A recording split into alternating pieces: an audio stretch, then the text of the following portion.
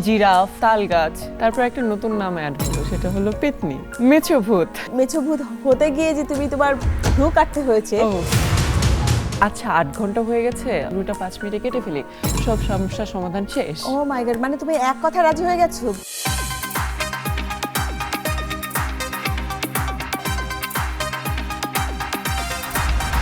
নোহা সুমাইনের সাথে একটা কাজ করা হয়েছে, এই গল্পটা একটু শুনতে চাই আমি। সেখানে একটা মজার গল্প হচ্ছে, তুমি তোমার ভ্রু কাটতে হয়েছিল হ্যাঁ। সেই ক্যারেক্টারটার জন্য। একটু ক্যারেক্টারটা নিয়ে একটু কথা বলি। এই ক্যারেক্টারের জন্য মানে আমি তো ছোটবেলা থেকে নাম পেয়ে পেয়ে অভ্যস্ত। প্রথমে কি জিরাফ, তারপর তাল গাছ, তারপর বাংলিংকের টাওয়ার। আমি শুনেছি, এখনো দেখিনি যে কত লম্বা। এটা কিন্তু চলছিলই। তারপর একটা নতুন নাম অ্যাড হলো, সেটা হলো পেতনি, মেছো ভূত। ওকে, নোয়া সুমাইনের সেই কাজটা তুমি করেছিলে, সেখানে তোমার ক্যারেক্টারটা হচ্ছে মেছো ভূতে। হ্যাঁ। তো এই মেছো ভূত হতে গিয়ে যে তুমি তোমার ভ্রু কাটতে হয়েছে, ও। সেই সময় মানসিকতাটা কেমন ছিল? তোমার কি নিজে থেকে ইচ্ছে ছিল? হ্যাঁ, আমার ভালো লাগছে করতে অ্যাকচুয়ালি। করেছো সেটা? হ্যাঁ, আমি বসেছিলাম মেকআপের টেবিলে, সো ডিরেক্টরের কোনোভাবে, নুহাসের কোনোভাবে পছন্দ হচ্ছিল না যে আমার আইব্রোটা যেভাবে করে প্রস্থেটিক করা হয়েছিল।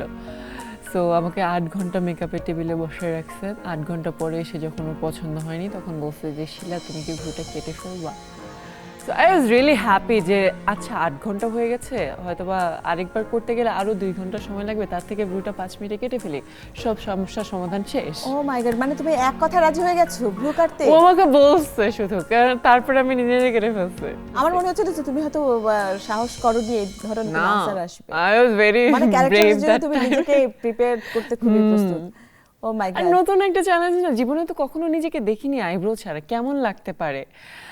তো ভাবলাম আচ্ছা, কোনো চ্যালেঞ্জ না কিন্তু খারাপ না, আমার I love to take challenges, তো আমার মজাই লাগছে। তো এই কাজটা অনেক প্রশংসিত হয়েছে সবাই যারা দেখেছে। এরপর বন্ধুরা তোমাকে যখন মেছো ভূত হিসেবে দেখলো, তখন তোমাকে আর কি তাদের ভূতনি। রিঅ্যাকশনটা কি? ভূতনি যখনই দেখে আমাকে, আজকে মানে এখনো কারো পর অনেকদিন পরে দেখা হলে ভূতনি ভূতনি। এবং এই সিরিজটার নাম হচ্ছে পেটকাটা শো। এটা খুবই প্রশংসিত হয়েছে এবং প্রথম পর্বেই তুমি ছিলে হ্যাঁ। এই বিল্ডিং এ মেইন মেয়ে নিষেধ। নিষেধ, হ্যাঁ। আর তারপরে এই কাজটা যখন হলো, তোমার রিকভার করতে কতদিন লেগেছিল? আইব্রো রিকভার করতে Eyebrow। 2 মাস। ও মাই গড, 2 মাস সময় লাগছে। তো এর মধ্যে কোনো আর কি কি হলো যখন তুমি বাইরে যেতে একটু? এই যে আমাদের মেয়েদের তো মেকআপ হ্যাঁ, জিনিসটা একটু তো আছে। মেকওভার করে জিনিসটাকে বুঝে শুনে তারপর তুমি বাইরে আর মাঝে যেতে। মাঝে আমি অনেক বড় বড় সানগ্লাস পরতাম, গ্লাসেস পরতাম, ক্লিয়ার গ্লাসেস, ওগুলো পরে সারাক্ষণ বাইরে থাকতাম। সো একটা ফ্যাশনও হয়ে গেল, আবার আইব্রোটাও আঁকতে হলো না। বাহ, চমৎকার।